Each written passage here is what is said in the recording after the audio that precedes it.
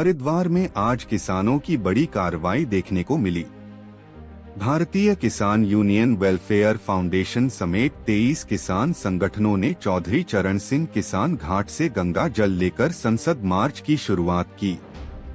इस मौके पर किसान संगठनों ने विधि विधान के साथ मां गंगा की पूजा अर्चना की और धार्मिक भावनाओं के साथ अपने अभियान की शुरुआत की। किसान संगठन का उद्देश्य संसद पहुंचकर अपनी मांगों को पार्लियामेंट में उठाना है।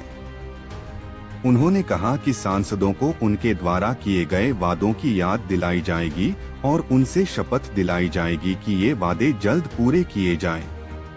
किसानों का आरोप है कि सरकार सुप्रीम कोर्ट और हाई कोर्ट के आदेशों की अनदेखी कर रही है। उन्होंने विशेष रूप से गन्ना किसानों के बकाया भुगतान पर नाराजगी जताई। सुप्रीम कोर्ट और उच्च न्यायालय ने 14 दिन में बकाया भुगतान करने का आदेश दिया था, लेकिन अब तक इसका पालन नहीं किया गया और भुगतान नहीं हुआ। इसके अलावा किसानों ने गन्ने का मूल्य 500 रुपए करने के वादे के पूरा न होने पर भी विरोध जताया। किसान संगठनों का कहना है कि सरकार को अपने वादों के अनुसार गन्ना मूल्य सुनिश्चित करना चाहिए।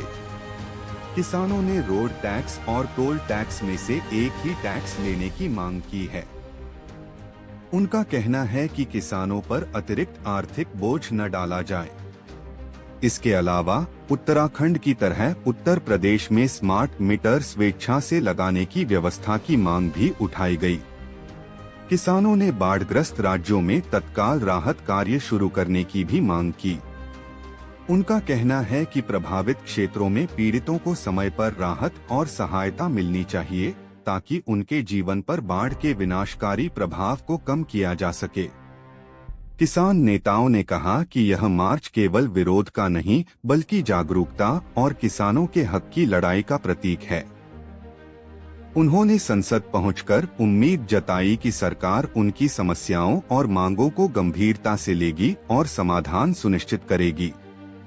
इस मार्च ने हरिद्वार से संसद तक किसानों की एकजुटता और उनके हक के प्रति दृढ़ संकल्प को उजागर किया।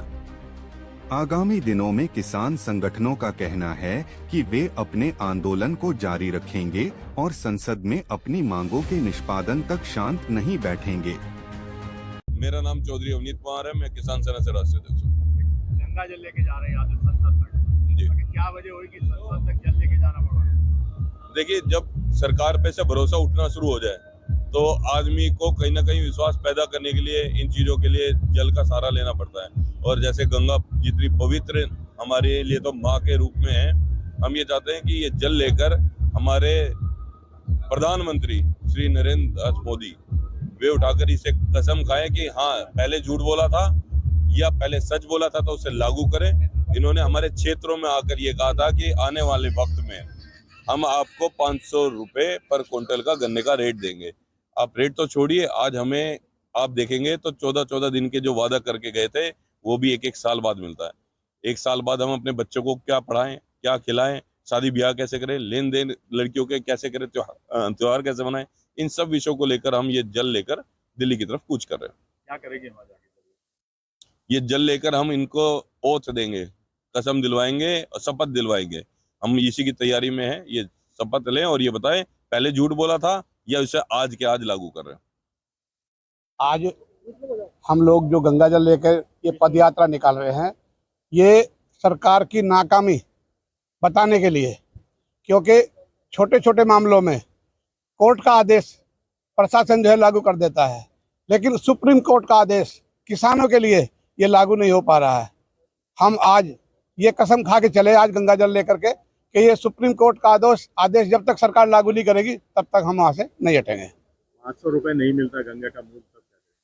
देखिए, 500 की बात तो यह है भाई, 2-4 रुपए कम ज़्यादा भी हो जाएगा वो भी चलेगा, लेकिन पेमेंट हमें जो है सुप्रीम कोर्ट के जो